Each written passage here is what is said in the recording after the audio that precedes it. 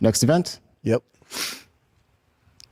All right. So Queensberry, they're filing a $1 billion lawsuit against Sella and TKO Group. Queensberry is the group that Frank Warren's a part of. Yeah. And they're saying that, I guess, since Sella and TKO Group signed with Paramount, and then they're supposed to do a lot of things with Queensberry, and they kind of bailed out of it. They would have made about $1 million if they would have stayed. So it's a breach of contract thing. So they're suing, and obviously Dana White's, associated with TKO and all that stuff too. So Queensberry Promotion claims serious loss of income from the creation of Zuffa. Mm-hmm. But it's just competition, right? But they're saying they were going to be in cahoots with him? Yeah. Here's like the main part right here. Oh, you said 1 million. It's 1 billion. No, I said billion. You said million. Did I say million? Yeah. It's 1 billion. Yeah. I could have sworn I said a billion. But all right. I'll rewind the tape. Couldn't watch you 1 million. Oh, that'd be You said 1 million. I was like, oh, that's stupid. Depriving him of 1 billion in income. Wow. Yeah, so breach contractual terms, depriving them of 1 billion in income they had but honored. Yeah, but I wonder if the UFC's argument's gonna be like, yeah, we just don't need you. We're good. Because they announced an opponent for Conor. Conor Ben. It's Regis Prograis, yeah. Yep. Yeah. What else you got, bro? I was gonna say this, like they use Dana White's name, but just Dana White's affiliated with TKO. Of course. Oh, this one also. This is from the Mac Life.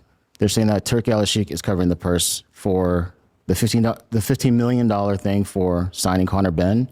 Yeah, of course. So because His Excellency's covering TKO. Yeah, but I think. Do you think covering Zuffa boxing? He's the one that pays these big sums. But do you think they're saying this so it's like, oh, it's not the UFC not paying our fighters this much money? This is literally just Turkey, This covered. damage control. Yeah, being like, yeah, it's not Dana's not the one that gave him 15 million. This is Turkey, so take it up with him. That's the way they navigate the waters. Mm-hmm. And yeah, so the Zuffa boxing Netflix with Conor Ben and Regis was a big prospect. April 11th in London.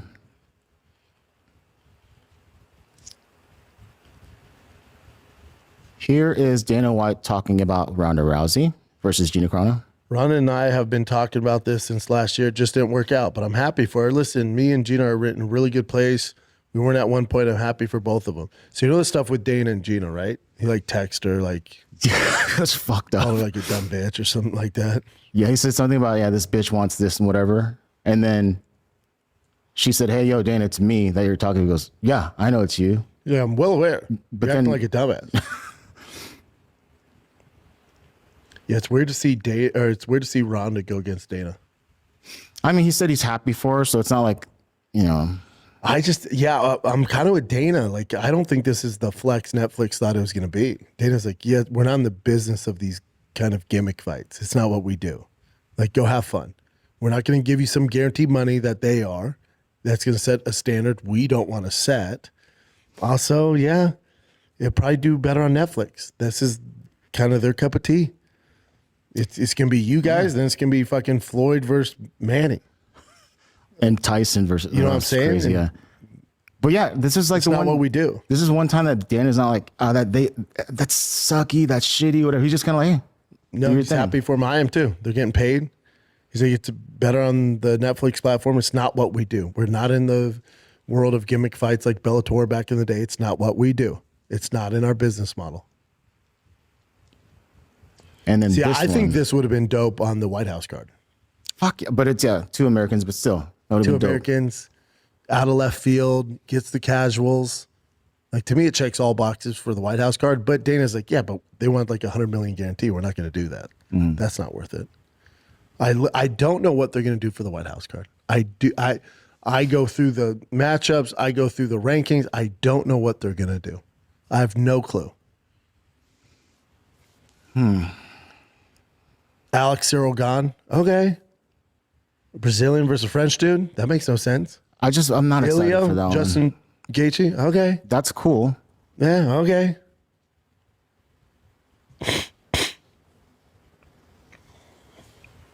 for the numbers they need. I don't know what they're going to do something. And it's going to surprise us, but I can't figure it out for the life of me. I don't know what they're going to do. Like a full card that makes America look good. I don't know what they're going to do. Let me see what they did for the Sphere.